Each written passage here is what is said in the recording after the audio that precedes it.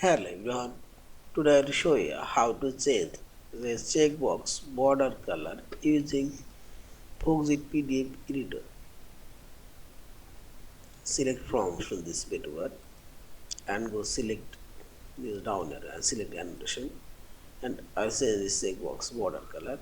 Select this checkbox, click on this checkbox and click right button for the mouse cursor and select properties dialog box, and properties dialog box go appearance option, and this is border color option. Select here, you can see this border color, and this one also, and also you can add other custom color.